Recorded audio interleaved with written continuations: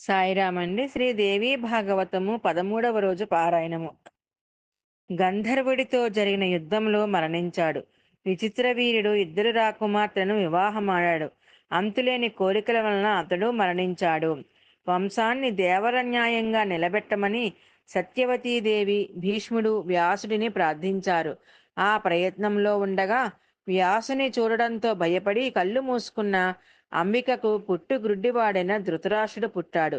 అంబాలిక కోపంతో కూడిన వ్యాసుడి రూపాన్ని చూసి భయపడ్డంతో పాలిపోయి పాండురోగిలాగా పాండురాజు పుట్టాడు. తనకి బదులుగా వ్యాసుడి దగ్గరికి అంబాలిక రెండవసారి కామకళా చతురత కలిగిన దాసిని పంపించింది. ఆ దాసి ధైర్యంగా వ్యాసుడిని ఆనందపరిచింది. సంతృప్తుడైన వ్యాసుడి అనుగ్రహంతో సర్వ లక్షణ సంపన్నుడు, సాత్వికుడు, మేధావైన విదురుడు ధర్మాంశతో పుట్టాడు. పుట్టు గుడ్డితనం వల్ల ధృతరాష్ట్రుడు రాజు కాలేదు. భీష్ముడు అనుమతితో మంత్రి పురోహితులంతా పాండురాజునే రాజుని చేశారు. దాసీపుత్రుడైన విదురుడు మహామేధావి గనుక మంత్రిగా నియమించబడ్డాడు.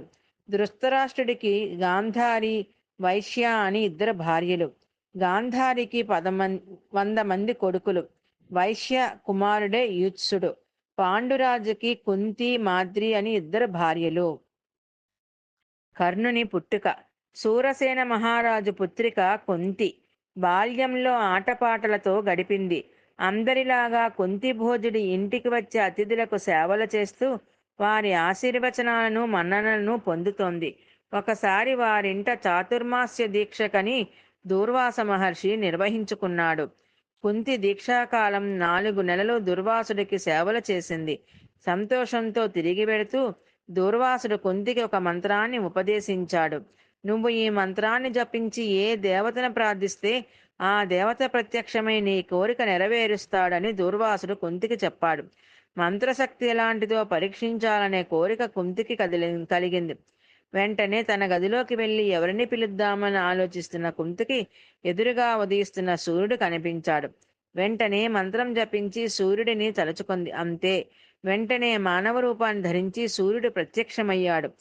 ఆమె ఎదుట ఆ ప్రత్యక్ష దైవం తలుచుకున్నదే తడవుగా సూర్యుడు ఇట్లా వచ్చేశాడేమిటి అని ఆశ్చర్యాందోళనతోనూ భయంతోనూ కుంతి వణికిపోసాగింది. ఆ భయానికే కుంతి ప్రథమ రజస్వల కూడా అయ్యింది. కొంతసేపటికి తేరుకున్న కుంతి సూర్యుడికి నమస్కరించి, మంత్రశక్తి ప్రభావంతో నీ దర్శనం కలిగింది. నా కోరిక నెరవేరింది కనుక తిరిగి నీ మండలానికి వెళ్ళని కోరింది. అప్పుడు సూర్యుడు, కేవలం నిన్ను చూడడానిక అంతటి మంత్రశక్తిని ఉపయోగించినని పిలిచావు? కేవలం నన్ను చూడడానిక అంతటి మంత్రశక్తిని ఉపయోగించినని పిలిచావు? మంత్రానికి ఆధీనుడనై వచ్చినందుకు నన్ను సేవించు అన్నాడు. నేను కన్యని కదా, ధర్మం తెలిసిన నీకు దండం పెడతాను. ఉన్నత వంశంలో పుట్టిన నాకు అపనిందలు తీసుకురాకుండా దయచేసి ఇక్కడి నుండి వెళ్ళమని ప్రార్థించింది కుంతి. అయినా ఆమె మాటను వినకుండా ఆమె కన్యత్వానికి భంగం రాకుండా అనుగ్రహించి సూర్యుడు తన కొడుకుని ప్రసాదించాడు. సూర్యుడి వంటి తేజస్సుతో ప్రకాశిస్తూ సహజమైన కవచ కుండలాలతో కర్ణుడు పుట్టాడు. కొడుకుని పుట్టెడు దుఃఖంతో పెట్టెలో పెట్టి వదిలిపెట్టింది. పూర్వజన్మలో చేసిన పాపం వలన జగదీశ్వరుని ఆరాధించనందువలనో కన్నబిడ్డని పెంచుకోలేని దురవస్థ అని పలు విధాలుగా దుఃఖించింది కుంతి. కుంతికి పుట్టిన ఈ పిల్లవాడే కర్ణుడు. ఆ బాలుని పెట్టిలో ఉంచి గంగా నదిలో వదిలిపెట్టింది. పెట్టిలో పిల్లవాడిని సంతానం లేని రథచోదకుడు అతడి భార్య రాధ తీసుకొని వెళ్ళి పెంచుకున్నారు. అప్పటి నుండి రాధేయుడయ్యాడు కర్ణుడు. పాండవుల గాథ. ఆ తరువాత పాండురాజు స్వయంవరంలో కుంతిని, మాద్రిని వివాహం ఆడాడు. ఒకనాడు వేటకు వెళ్ళిన పాండురాజు మృగయాభావనతో ఒక మునిని బాణంతో కొట్టాడు. స్త్రీ సంగమం చేశావంటే మరణిస్తావని పాండురాజుకి ఆ ముని శాపం పెట్టాడు. అప్పటి నుండి రాజ్యపాలనకి స్వస్తి చెప్పి భార్యలిద్దరినీ వెంటబెట్టుకొని శాశ్వతంగా అడవుల్లోనే పాండురాజు జీవితం గడుపుతున్నాడు. అడవిలో మున్యాశ్రమంలో పుత్రులు లేని వారికి ఉత్తమగతులుండవని విన్నాడు. దాంతో దిగులు పడ్డ పాండురాజు ఒకనాడు కుంతిని పిలిచి నా ఆజ్ఞగా భావించి ఏ తపస్వినైనా ఆశ్రయించి సంతానాన్ని పొందమన్నాడు. అప్పుడు కుంతి తనకు దూర్వాస మహర్షి ఇచ్చిన మంత్ర సహాయంతో యముడిని తలుచుకొని ధర్మరాజుని, వాయుదేవుడిని తలుచుకొని భీముడిని, ఇంద్రుడిని తలుచుకొని అర్జునుడిని ప్రసవించింది.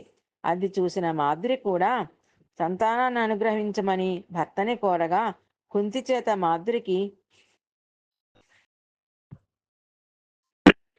మంత్రం ఇప్పించాడు పాండురాజు. అయితే ఆ మంత్రాన్ని ఒకసారి మాత్రమే ఉపయోగించమని నియమం పెట్టడంతో మాద్రి అశ్విని దేవతలను ప్రార్థించి ఒకేసారి నకుల సహదేవులకు తల్లి అయ్యింది.